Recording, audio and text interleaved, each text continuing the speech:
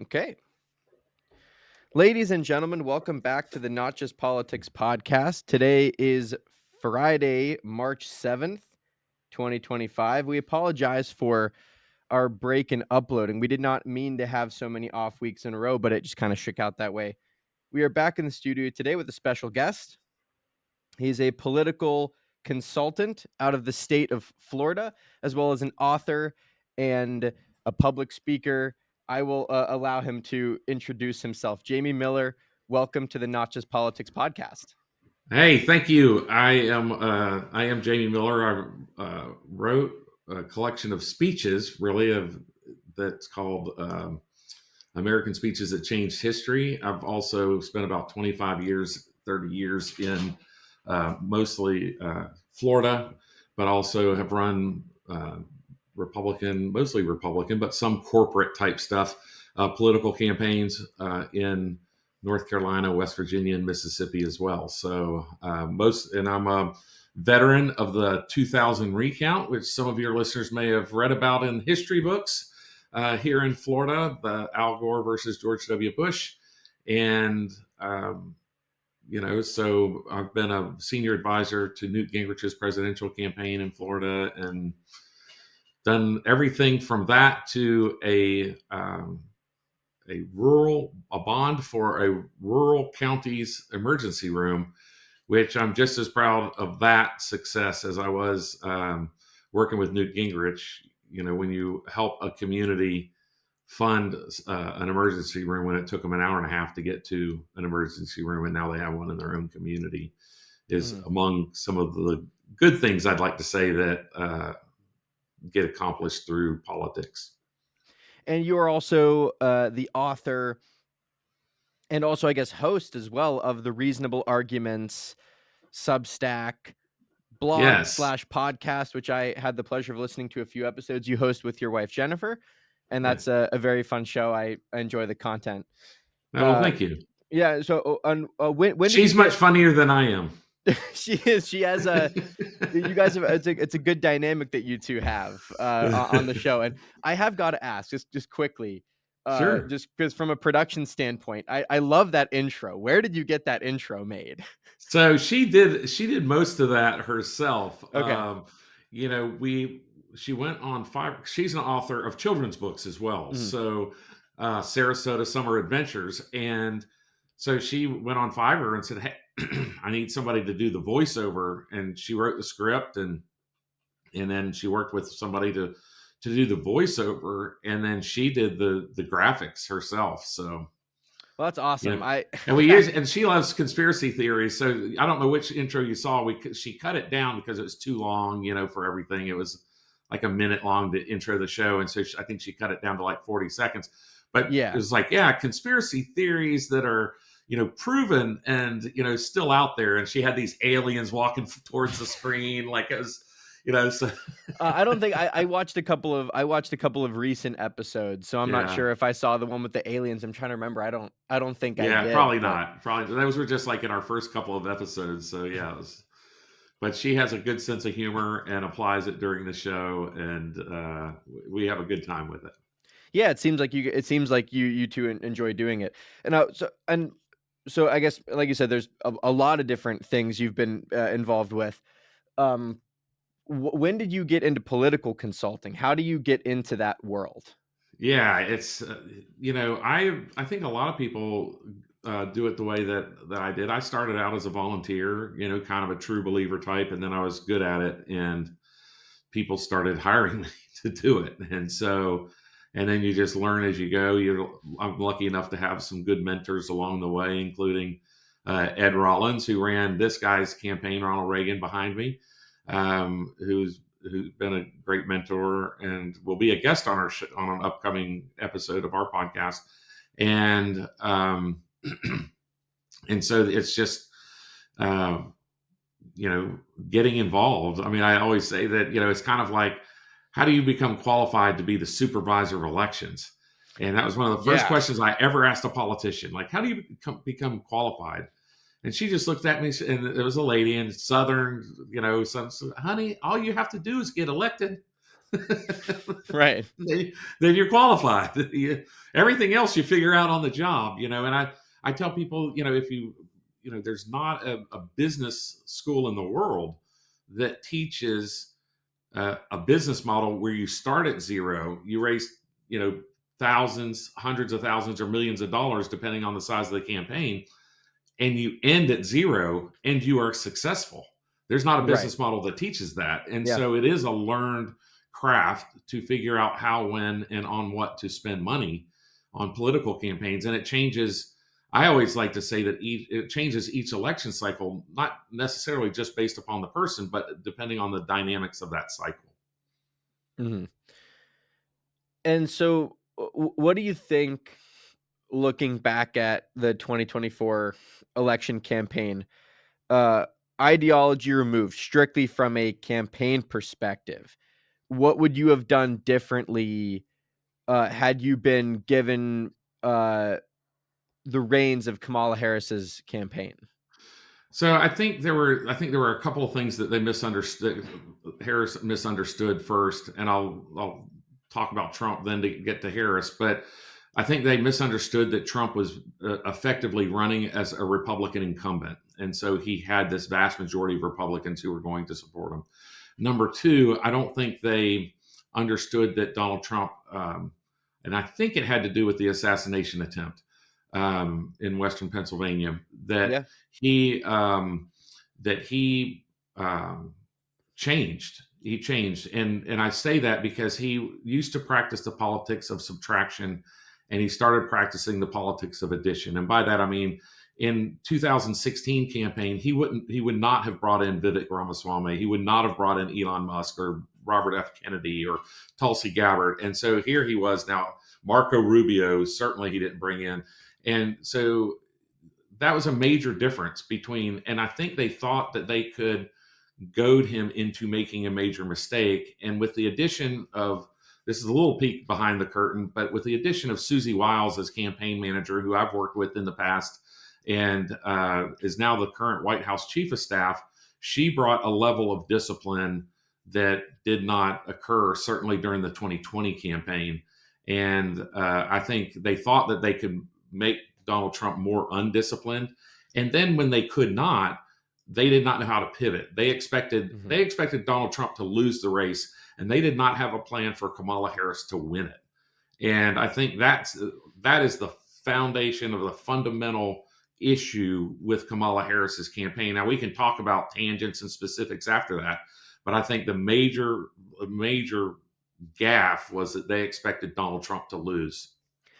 Yeah, I think that that's been, and, being at the university that I'm at, in a more of a media focused, major. I'm in a lot of journalism classes. The one thing that is pretty amazing to me, that, it's a very left of center space, that Sure. I'm at. And the one thing that's pretty amazing to me that I still don't think that the culture of the left has really picked up on is they haven't taken the time to understand the real appeal of Donald Trump.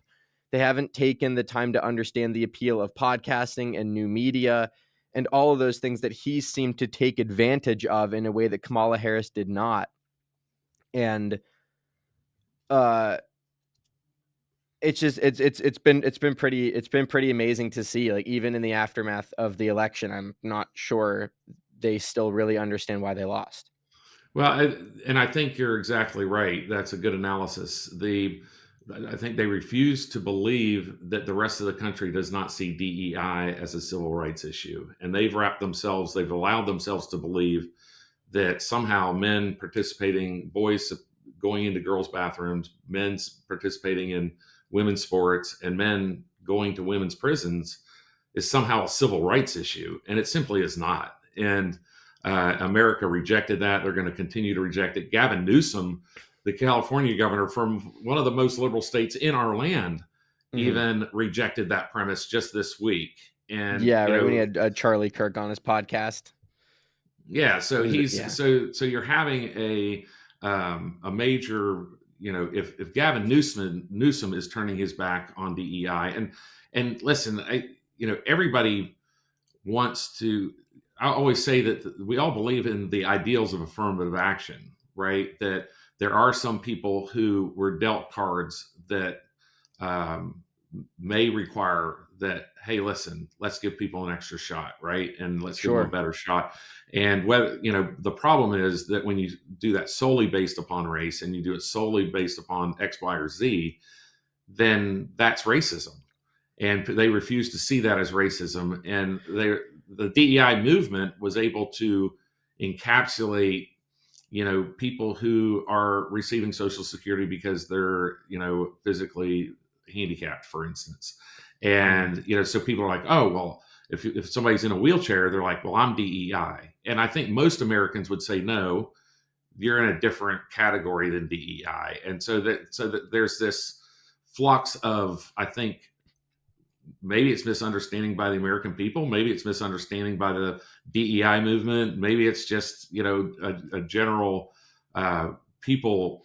People. There's no question that people rejected boys participating in girls sports and the things that I mentioned. And I think that was a major catalyst that propelled Donald Trump to victory and what you're seeing a little bit of today.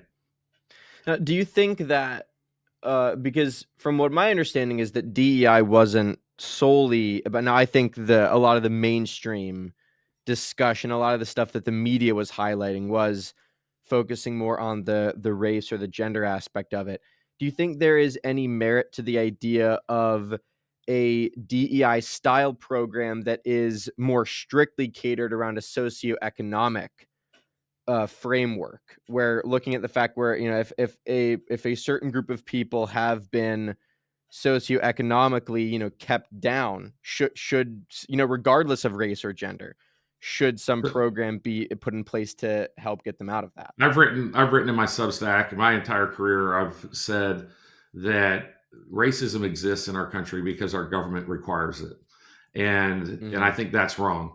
Because if the government is asking questions and making financial decisions, whether it's a small business loan, college admission, whatever, based upon your gender or sex, it's causing racism and sexism. And so, one thing we have to require as citizens, in my opinion, is to have our government stop asking those questions. If they stop asking those questions, they'll stop reporting on those questions, and it will become exactly what you're suggesting. People who need help will get help, not based upon their race or sex, but based upon their need for help. Sure.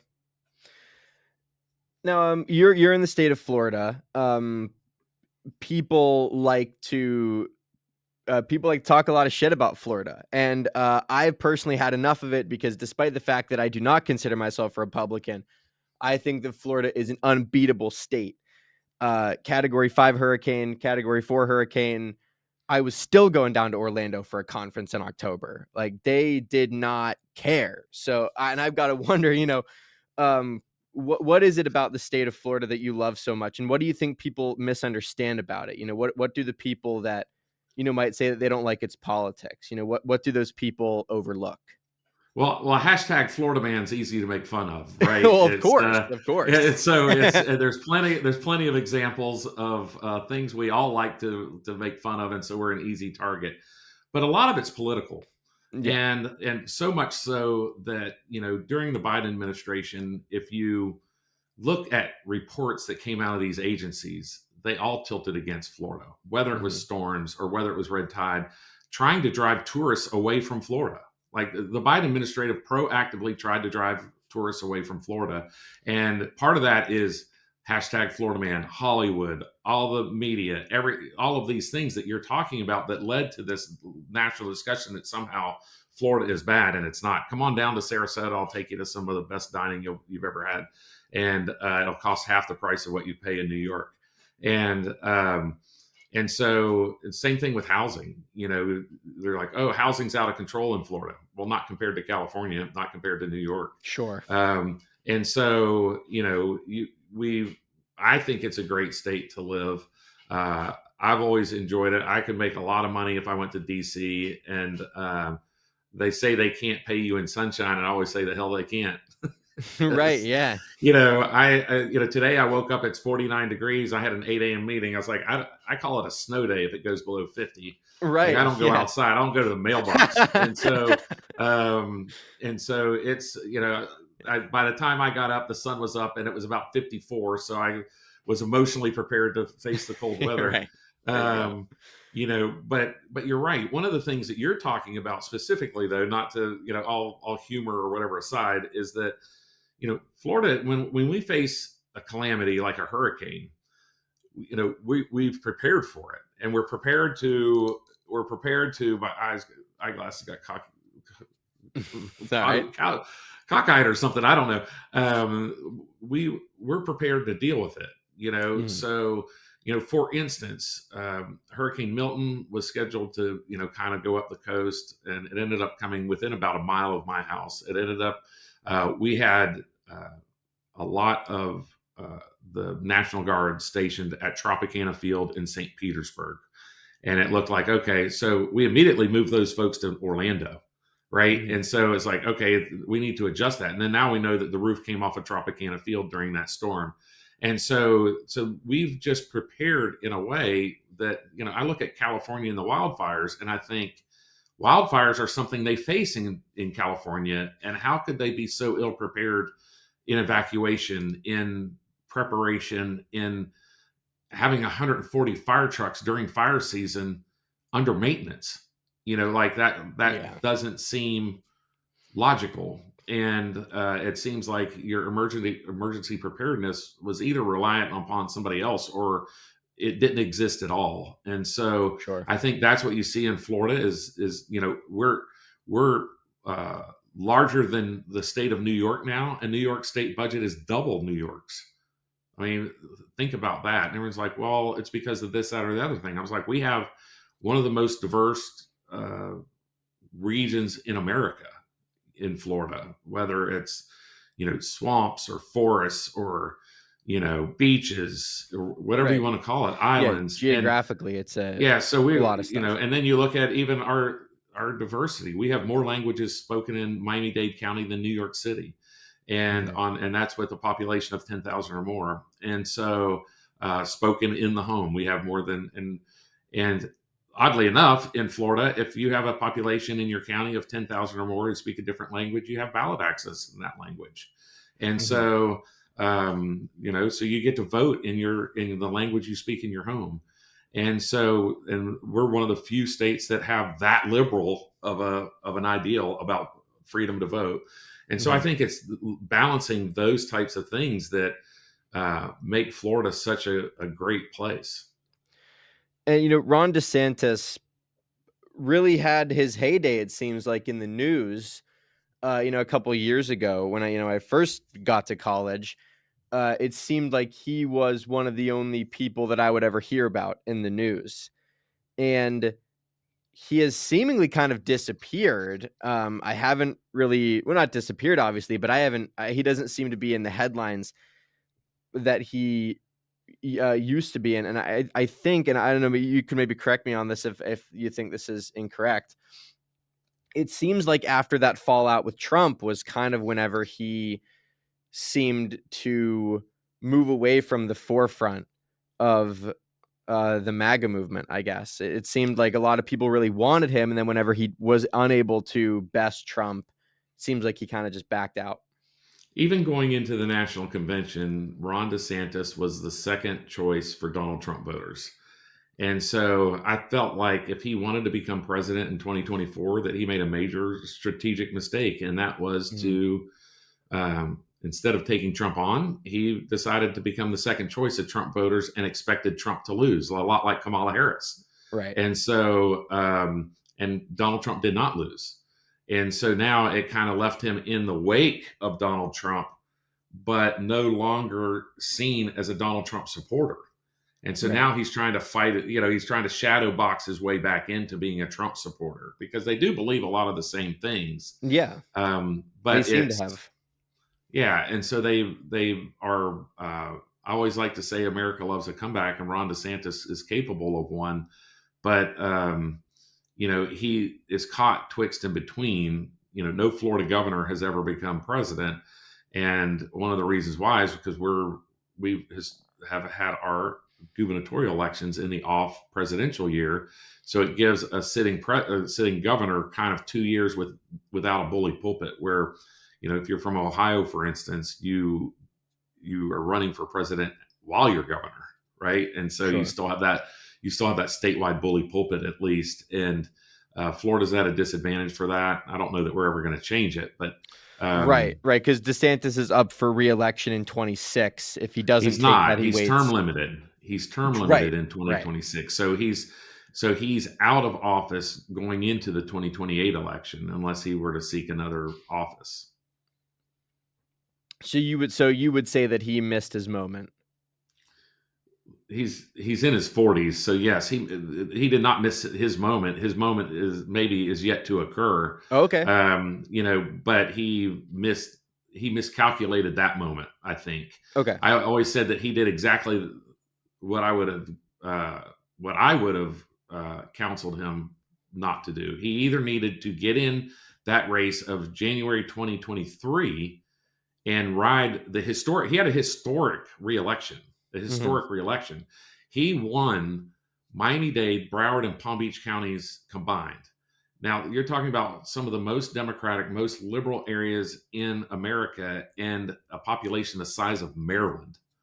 And Yeah. so the guy's capable of winning in Democrat areas, and it's more Democrat, I think, than Maryland. Those three counties. So now he won them by 5,000 votes, but like he's the first in modern history to win them. And so he had a historic win in 2022. And if he wanted to ride that win, he should have gotten right in and said, "Hey, I want to be president." Taking it. Donald Trump's time has passed. Whatever his talking points want to be, and or he should have waited until October to see if Donald Trump was going to get his sea legs back or not. But he did just the opposite. He kind of got in mid June and or July 1st, and it was the worst of both worlds, and so I think his timing could not have been worse to get into the presidential race, because by that time Donald Trump had started to get his sea legs back, and he made the decision not to take on Donald Trump, and the only way he was going to win was exactly that. But if he had waited till October, he would have seen that Donald Trump had his sea legs back, could have sang "Kumbaya" with Donald Trump, saved his money. I mean, he spent over Mhm. $100 million running for president, didn't even make it 2 states. So it was an incredible waste of money. So now, if he would have gotten himself in, would you have considered, uh supporting him? If he was the nominee for the Republican Party, Oh, no, if it was between him and Trump to get that nomination. I when he was there, I kind of took in my blog, I kind of took a, hey, I'm going to call it like I see it Mhm. approach. And so I think I wrote things like I just told you. I questioned whether Trump and Biden should both have had passed the baton, because Trump, they're both the same age, and we saw Yep. the deterioration of Biden. We Fortunately, we have not seen that in Donald Trump. So I'm happy to say here on your show, maybe the first time ever, that I was wrong. Uh, Okay. so you know, but I don't. I always said that it was Donald Trump's nomination to lose, and he did not lose it. Right. Right. Do you think that, because I've really only been politically conscious since maybe 2018, maybe Mhm. 2017. I was in 8th grade whenever Donald Trump got elected in 2016. So, I uh, hate you. No. yeah, yeah, right. That's kind of where I've been at. So I never claimed to be an expert on any of this stuff. But do you think that the Republican Party was right to roll over so easily and to let Donald Trump transform the platform of the party so radically in such a short span of time? Or do you think that there should have been more pushback? Every president transforms their platform, so I don't have a problem with him transforming the platform into what he believes it should be, because it's sort of like signing executive orders. When you sign an Hmm. executive order, it's the law of the land for now, because it's not the law of the land. It's the president's wishes, and if you don't go through Congress and have a bill passed and you sign that bill into law, then the next president can change whatever executive orders you have. And so Right. a political party's platform is a lot like that. Do you think that so? And as a question, as a political consultant, whenever you're helping candidates navigate the political landscape that we're in, have you seen any changes in rhetoric from those candidates ever since Donald Trump became the force that he is? With his style of politics is much different than what I've seen in the past. It was much more cordial, for better or worse, and Mm-hmm. he seems to bring more of that scrappy. Uh, he's going to call people out on their Well, BS. but let's not, a lot of people are nostalgic about history, right? Sure, Barack Obama said, "Hey, they're going to bring a knife, we're going to bring a gun." Right? So to sure. say that Donald Trump is the first one to talk tough in politics is just not, I would agree with you there. we all like to look back and and be nostalgic about some past, Mm, people do that with the news media all the time. Like, oh, if it was Edward R. Murrow or Walter Cronkite, it wouldn't be this way. Well, it wasn't that way because there was no discussion at all. It was just Edward R. sure. Murrow's way Yeah. or Walter Cronkite's way. Right. Like, and nobody Right. ever questioned them. And Right. so it was, Walter Cronkite could not exist in today's media landscape. I don't think it's yeah, possible anymore. yeah. So it's, you look back on this like, oh, it's this nostalgic period. We all got along. It's the same thing. I had a discussion with somebody the other day about protests in the '60s. Like, oh, it was just so good that we were able to have our voices heard. And I said, the '60s are not unlike today. It's history repeating itself. Right. You had Russian influence, Mhm. and if you really study the protests, 80 to 90% of them occurred in the years of 1964, 1968, 1972, which also uh, parallels what presidential election years. And Yes. so it wasn't like these protests existed for 10 years straight. They only Right. existed during presidential years as a political ploy by Democrats, or Russian influence trying to influence our elections even way back then.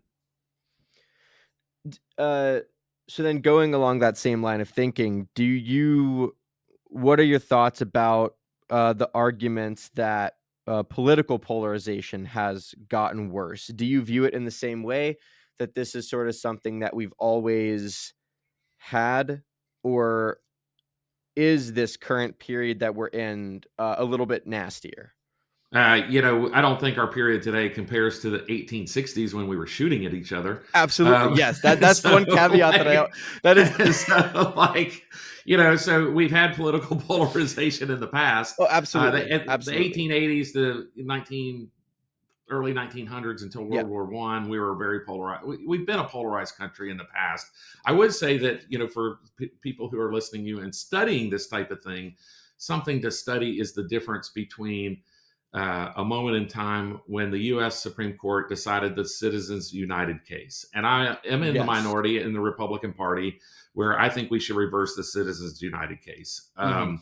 And I would agree and with I you on that. I understand that I'm in the minority in the Republican Party on that, but I also write a blog and podcast called Reasonable Arguments, and I like to think that this is certainly one of them.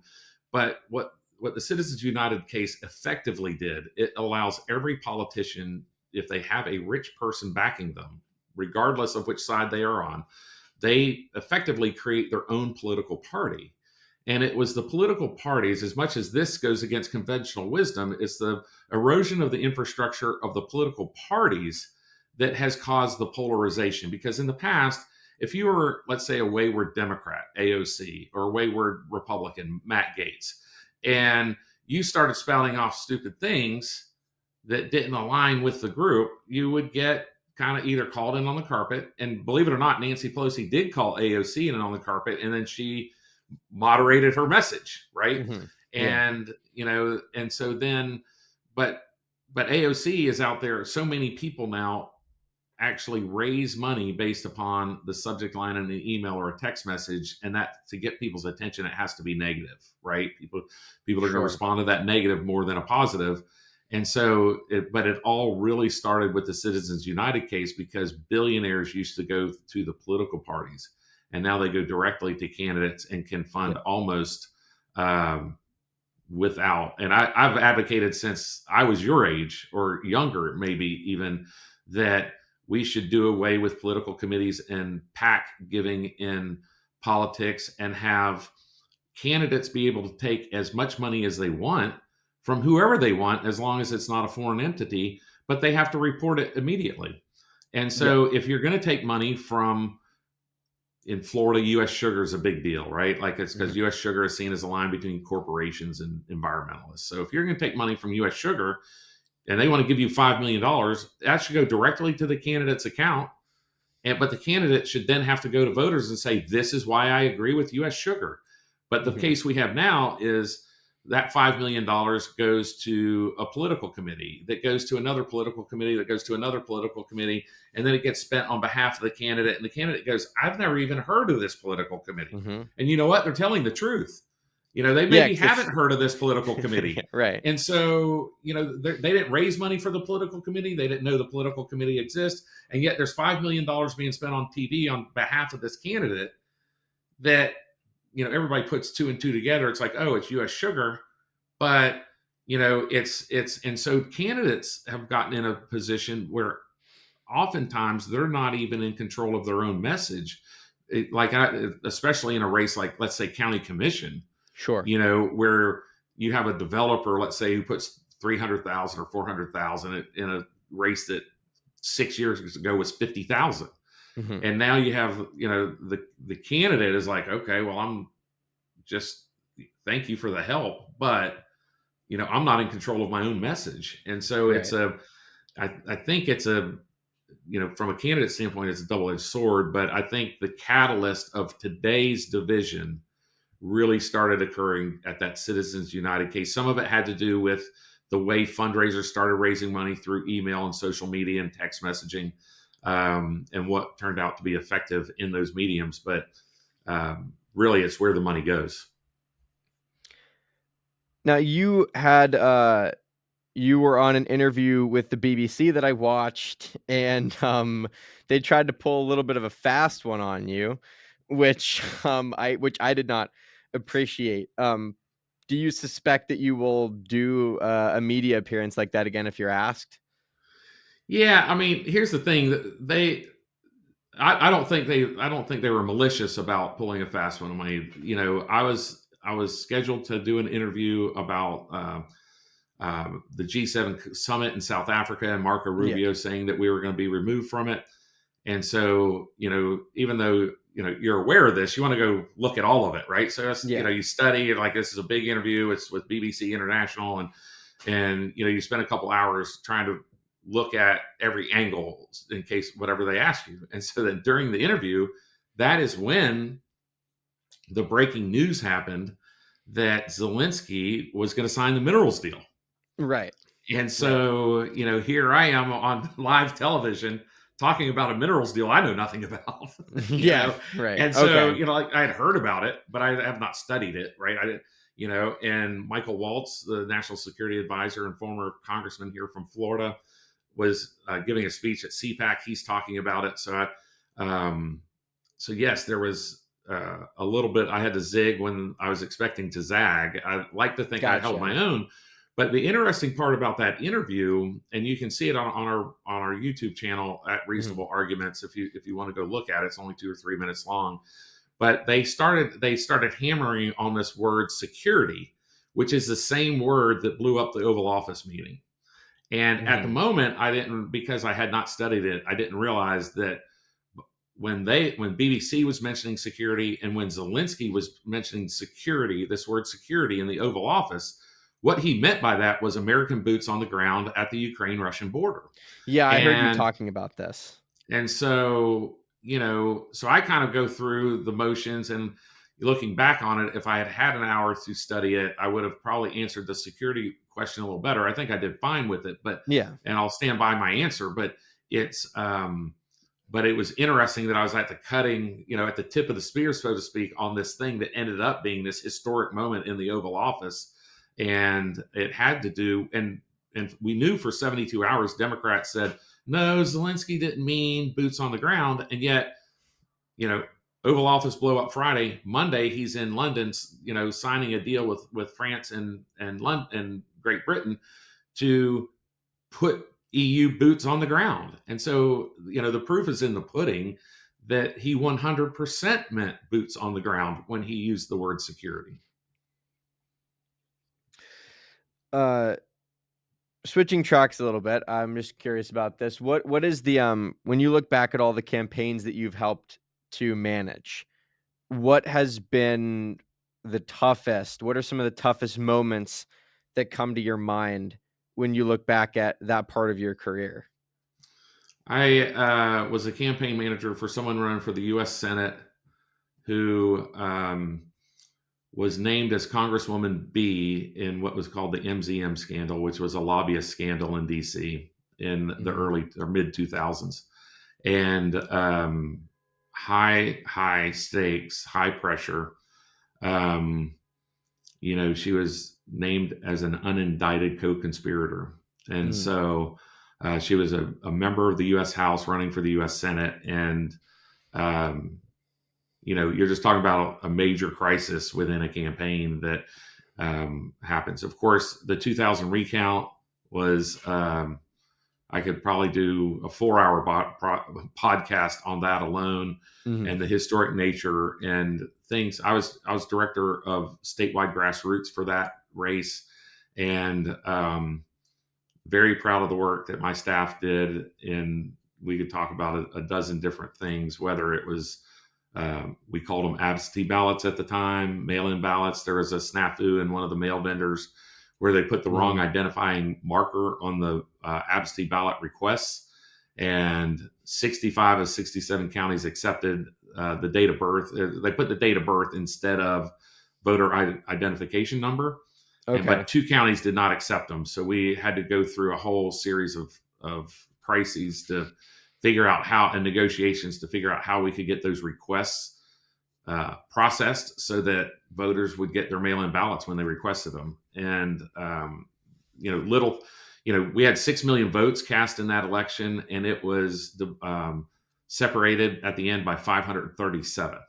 So Wow. any single, if anybody believes that one person cannot make a difference, that they can go look at that Florida recount. And listen, we had the same thing in 6 states this time. Mhm. 6 states were separated by about 25,000 votes. The Harry Truman race in 1948 was separated by about 22,000 votes Yep. in 6 states. The George W. race was separated by about that same 22,000 votes in 6 states. The one that mattered was Florida by 537. And I tell people all the time, I'm the son of a minister and a social worker. We're not a political family. I'm not Mhm. a legacy political person. And it's and yet there's no doubt that if I was not in the position I was in 2000, Al Gore would have won that race. And this letter back over that shoulder is a letter from the Speaker of the House of Florida that says just that. Really? Yeah.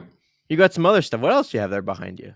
Oh, that's that letter. Curious. Over on this side, that is actually the recount. That's everybody who participated at the Republican Party of Florida building Okay. during the recount, including myself, James Baker, Tittles, and a lot of the names that are now in history books. Mhm. What's his name? Bolton. Jeb Bush is on there. A lot of names you wouldn't have heard of, but were critical in ensuring that George W. won the 2000 race. You've done on the reasonable arguments. You've done some coverage that I saw about Doge and the some things that Elon Musk has been up to. What is your assessment of Doge, and uh, do you think that from the campaign side of it, was that the right angle?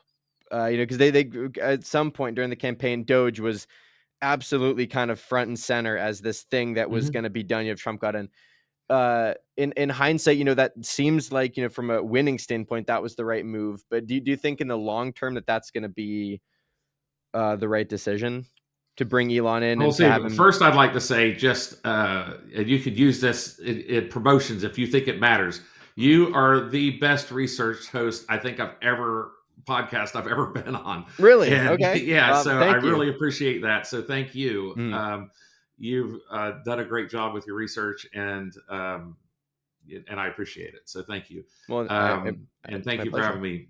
And but I do think that you know, certainly the president campaigned on this thing. He even used the word Doge, Yeah, I mean, during the it's campaign. So yeah, it's not like this is a surprise that came out of anywhere.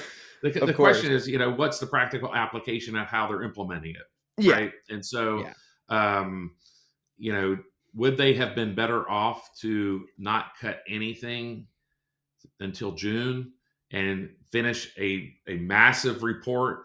Let maybe give these reports confidentially to secretaries and let them start firing people or laying people off or doing whatever. Start implementing Doge without this huge fanfare, and then in June releasing a report, and then right. making this thing. You can argue. I think you can argue both of it. I do Sure, believe that you have to take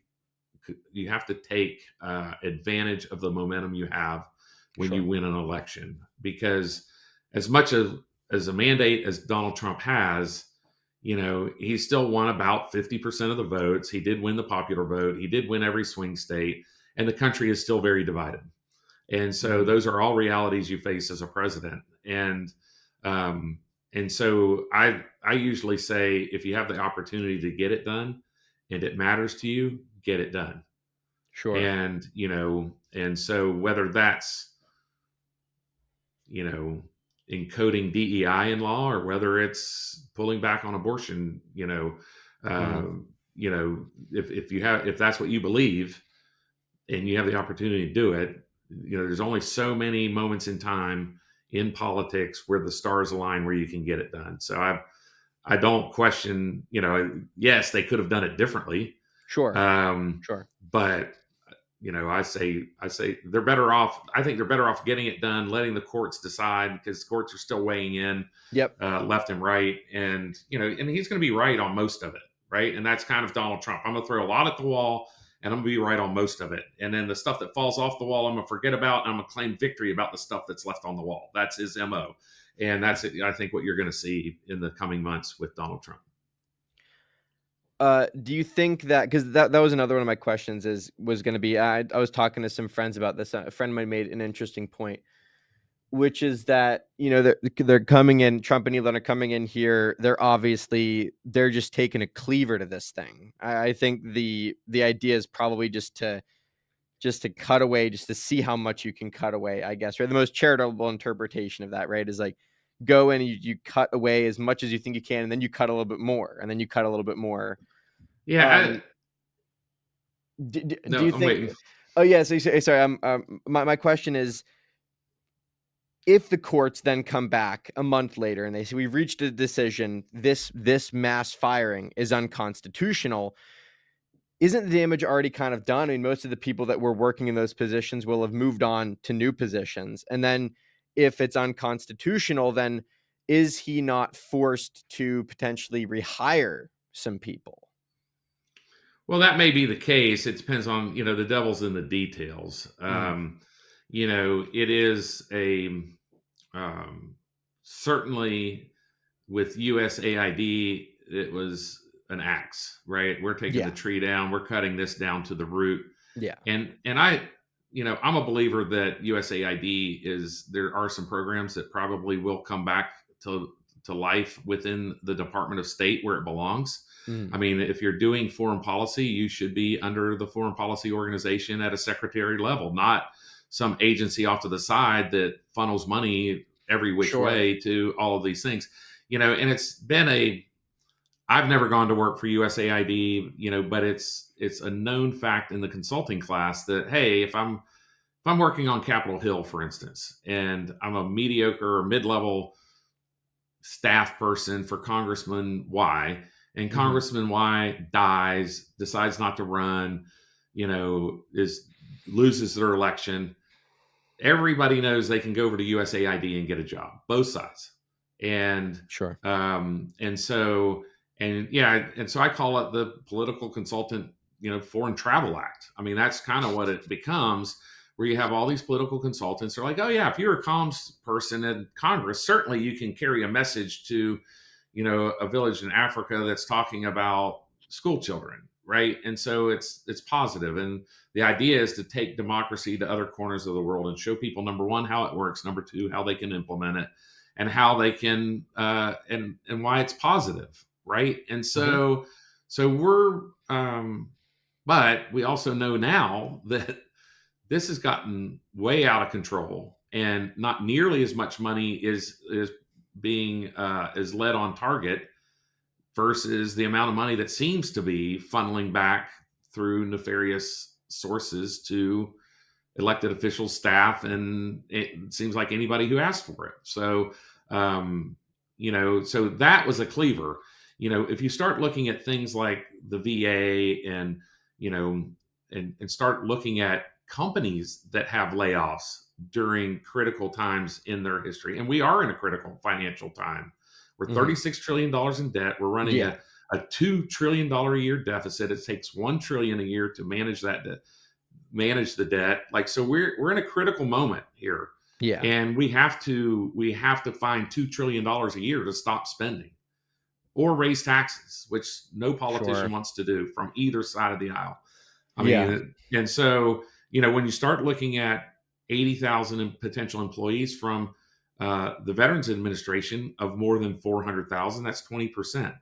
The average corporation lays off 18.5% when they have Hmm. layoffs. And Sure. you look at something like the Environmental Protection Agency, and I've written about this in my blog as well, that or Substack, is that the Environmental Protection Agency has laid off 2.5%. You start looking at the percentages. If you take Sure. USAID Sure. out of it, most of these agencies are laying off less than 5%. And so it's not this critical thing. It's like Ronald Reagan said. It's like, yeah, it's a recession when my neighbor loses their job.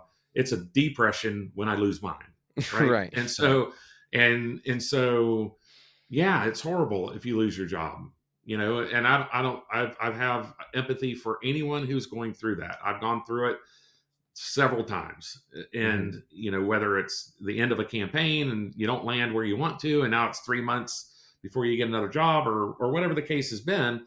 It's um it's always tough, and we should have empathy for those folks. But just because you have a job with government does not mean you have a job for life. And Sure. you have to continue to produce. That's the job still has to remain viable. And it's not wrong for the federal government to go through an assessment every 30 years or so. The last time anybody's even taken a shot at this was Bill Clinton in the mid 1990s. Yeah, I mean, ideally, it should happen after every administration or before every You would administration, right? think. You'd think You you would would have to think. do some kind of review, because that's been the one thing that's been very confusing to me is, is the media's reaction to just the idea that you would go look at the books to see if anything was missing. Like they How dare before you? right, before you it's crazy before you even get to what is actually being spent, just the idea that, "Hey, I'm gonna go look at these books over here just to see if anything's out of place." And they just they get whipped up into a frenzy, and people are freaking out. And a comedian I like, Andrew Schultz, made a good point. He goes, "If I ask you to go look at that book and you fight me tooth and nail every way to get to that book, regardless of if there's anything wrong in the book Right. or not, I'm going to think that there is because why are you fighting me so much to go look at it?" There was a movie in the 1990s called The Last Temptation of Christ. Mhm. And you would not know of it unless you were required to study it, I'm sure, in some film class. Mhm. But it basically talks about Christ being crucified, and the devil tempts him one last time that he Mhm. would get a family and blah, blah, blah. And the Christian right went bananas over this movie because in one of the temptations, it had Christ having sex with Mary Magdalene or whatever, right? Okay. And so they just went bananas. Yeah. Yeah, they And I'm wouldn't be like, happy about it that. was the most. So I forced myself to go watch this movie because I'd like to watch the controversy, right? Like I'll go watch anything that's controversial just Sure. to know what it's about. And so it's a 3-hour movie that by the end of it, you're like, stab my eyes out. This is the worst movie I've ever seen in my life. And no one would ever go see it Yeah. unless the Christian Coalition had raised Cain about it. And it would have lasted one weekend in the movie theaters. And we certainly wouldn't be talking about it today. But that's to your point. If you tell me I can't do something, that's exactly what I'm going to want to go do. Right. And, now we're learning that all of these media organizations are receiving millions in subscriptions from government offices.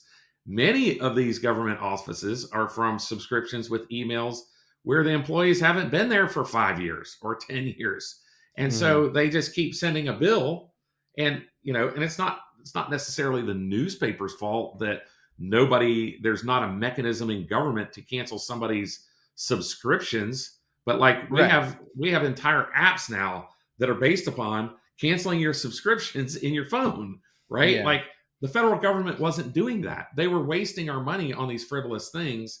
And so, of course, if the New York Times is providing $1 million worth of value and billing 8 million, they want to keep the 8 million. And so, of course, the corporate media is going to be against looking at the books because the books are going to show that they overcharged. Mhm.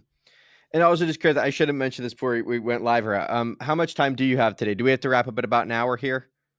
Yeah, we're at about an hour. I can do another 15 or so minutes if Okay, you cool. have it. Yeah. So, Yeah, I was gonna say 'cause I have some questions that I like to ask every guest at the end of each episode. Um, what is your favorite? I guess you have many jobs. What is your favorite part of your job? You could pick any of them that you'd like. You could go I through all of enjoy them it. if you'd Listen, I like. don't get paid to do this. I'm not charging you to do this. No. But I enjoy it, right? Like it's Yeah. it's fun. I like to think it's somewhat informational, Yeah. and I like to try to bring a perspective that I don't know that people hear often in corporate media. Yeah. Certainly a And new perspective for the listeners of this show. well, thank you. And so it's fun for me. So I enjoy this. I enjoy the blog, and I enjoy our podcast. And I don't make money on any of that. Like Yeah. Right. Yeah. Yeah. how tough it is, right? Like Oh it's yeah. you have to get out there and hustle. And so and I do that. But um, I enjoy on the campaign side. One of the best victories I had, and I guess you can call it an enjoyment, was I was running a race for Bill McCollum for Attorney General, and as a campaign stunt, I decided, hey, because Bill McCollum's kind of like this nerdy guy. And I'm like, Mhm. we're not going to make him not nerdy. And he was running against this guy who was like this Irishman everybody loved. And hey, Mhm. like he was the Bill Clinton type politician. Everybody Sure. loved the guy. And Sure. and so I'm like, okay, my guy's never going to be that. He's a Mhm. nerd, right? Like he's just little glasses, little guy, squeaky voice. And I was like, so I need to lean into it. So one of the things Mhm. we did was we called the current Attorney General and our Chief of Staff, who is now former U.S. Senator George Lemieux, and I said, George, can we tour the Florida Department of Law Enforcement's um, cyber crimes unit to stop cyber crimes on children? Oh, Jamie, this is a great idea. You've come up with a great idea. And we went through the process of doing that. And I won't tell you the whole 5-minute story, but basically the equipment was so antiquated that they were so overwhelmed. There were millions of people who were at least viewing child pornography in the state of Florida, or IP addresses, Jesus. millions of IP addresses. And there were 3 people who were trying to catch it. The worst part is, even if they caught somebody, and they gave us a live demonstration and showed us how they could catch 3 people in about 10 minutes Mhm. soliciting a child for sex, Yeah. and with 3 different people in the state of Florida. And it was like, what do we do? Like, how? Of course, you give this to the sheriff. They're like, there's not a mechanism for me to give it to the sheriff. There's not a law that allows me to give this information to the sheriff. Like, what are you Mhm. talking about? And so that stunt, which we did get good press on, all the great things you want from a campaign, became good public policy. Bill McCollum, one of the first things he did, and he was attorney general for 4 years, he ended up getting over $500 million to grow that cyber crimes unit to over 300 people. The first appropriation was $300 million. Number one, it upgraded computer systems, it brought in more people, and then it put in a process where FDLE could communicate directly with sheriffs. So anytime you see a sheriff in Florida where they're like, oh, we had this sting and we collected 12 people who were trying to have sex with minors, the catalyst was of that whole thing was Mhm. this little stunt that I pulled Yeah. during a political campaign. And so I was like, I'm very proud of that. And Yeah, that's it didn't start out as that. It started out as I don't want to call it a stunt, but a way to get press for my candidate and make him a computer guy because he was a geek. He was a right. nerd.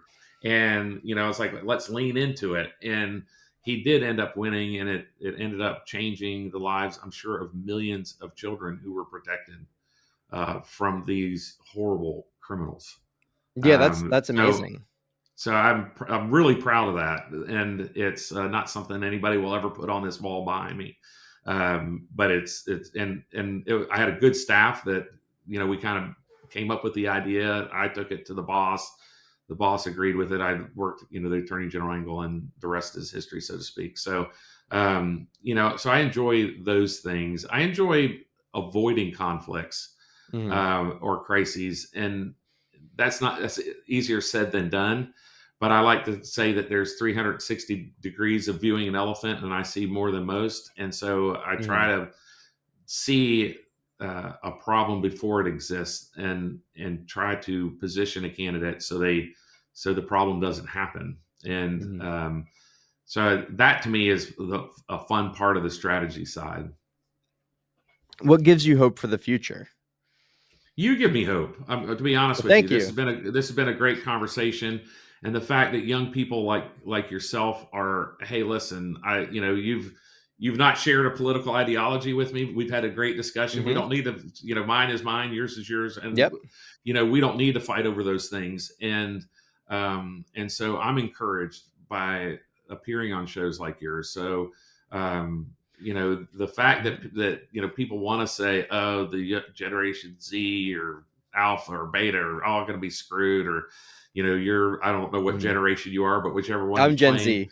Yeah, so it's Yeah. so whatever it is, when you get a white beard like this, they're all the same. You're all little whippersnappers, get out of my yard, right? Yeah. And Yeah. and so uh, anyway, it's encouraging to see a higher participation in the process, regardless of which side you're on. Mhm. I tell people all the time, whether you agree with me or disagree with me, call your congressman, call your local Yeah. legislator, and let your opinion be known in an effective and professional way. Mhm. And you never know when you'll make a difference, or when you'll get somebody to think about something in a different way that allows a politician to see some middle ground, because ultimately politicians want to get things done. Yeah. We, like in the lobbying world, I lobby for a couple of nonprofits. In the lobbying world, it's easy to kill things. Sure. It's, oh, you Sure. cause a problem, okay, I'm done. Like, Right. you put enough toxic waste out there, people are going to walk away from it. Mhm. But it's hard to get things done, and our system's built for it to be hard. It should be hard to develop the Department of Education. It took 25 years for us to you know have the Department of Education, since it became a real idea. Mhm. It should be hard to get rid of it. These Sure. things should not be easy, and there should be a level of consensus that occurs for those types of things to happen. And so if you want to get things done, don't assume that because you're holding a pink sign with your message and you got a lot of likes on TikTok that you've accomplished anything. And my Right. advice is, don't mistake motion for progress. And Okay. and a lot of people, social media is a lot of motion. I'm not going to say you can't make progress there, but there's a lot of motion, and a lot of Yeah. people mistake that motion for progress. And I think that's a trap that we all fall into. What do you think something that's underappreciated in our current moment or in society, whether it be political or just anything? What's something that you think is underappreciated? I think that there's a level of bipartisanship that exists behind the scenes that is not appreciated. You know, it's a we're not going to see it because of fundraising, because of social Mm, media. It's hard for a Republican or a Democrat to get out in front of a microphone and say, "Hey, I made a deal with the other side," right? yeah, And so, but I do think those conversations are happening at the staff level, and I don't think they happen as often as they used to. I'd like to see that happen more, but um, I've had very constructive conversations with Democrat friends, Democrat political consultants who, are like, hey, we, whatever, I don't want to speak for them, but, sure. that there's a level of people, I think, agreeing that, we're not going to survive decades of this extremism from both sides. No, We need to have some level of, I like to call it reasonable arguments, right? sure. Reasonable arguments that will bring us back. I'm right of center.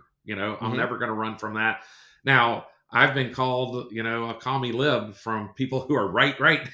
Yes, So yes. like I'm like, okay, well, That's whatever. Like so, and it depends on the topic probably. sure. And I call it like I see it. I've been pretty consistent throughout my career Mm, about basic beliefs I have. I try to live by two guiding principles, and I think a lot of Democrats do mhm. too. And it's do the right thing and play the long game. And Yep, right now, I think a lot of people are missing the second one. sure. They're because social media is so instantly gratifying. Yeah, I got 3,000 likes, I got whatever, and yeah. however many views, and it's that we're kind of forgetting the long game. And I tell clients and people who are running for be careful running a political campaign by press release. And I think Democrats have a real possibility to fall into a trap here. Mhm. And not that I'm in the business of giving Democrats advice, but I want to see America succeed. Sure. And I think having a two-party system is probably better than not.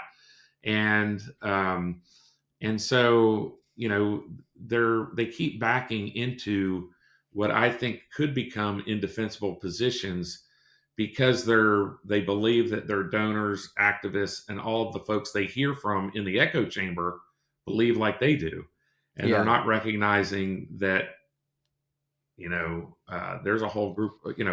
When the Democratic Party, I saw a poll where their approval ratings like 22%, and when the national average is registered Democrat is in the mid to high 30s, 35 to 38%. That means that 16% or 16 of 38, almost half of Democrats have a negative view of the Democratic Party.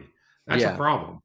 sure. And um, that's I don't know if that answered your question or not. I feel like I went on a No, tangent there more no, than no, normal, no, it's but okay. It's, yeah, no, I think you're right, though. That sort of so the just and just briefly here before we wrap up, there's a nonprofit that I volunteer for that is trying to focus on political depolarization mhm, and trying to, it does some lobbying here and there, on in DC, we'll go to have conversations with people.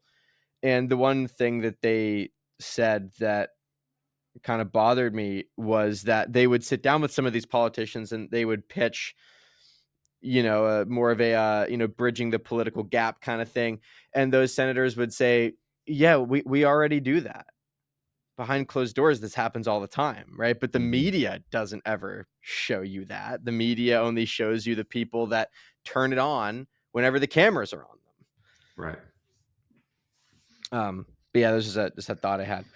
Well, thank Well, you, Jamie Miller. let me ask you this. Can I ask you a question? Sure. Yeah, Yeah, absolutely. because I'm interested. I'm really interested in the nonprofit that you're talking about.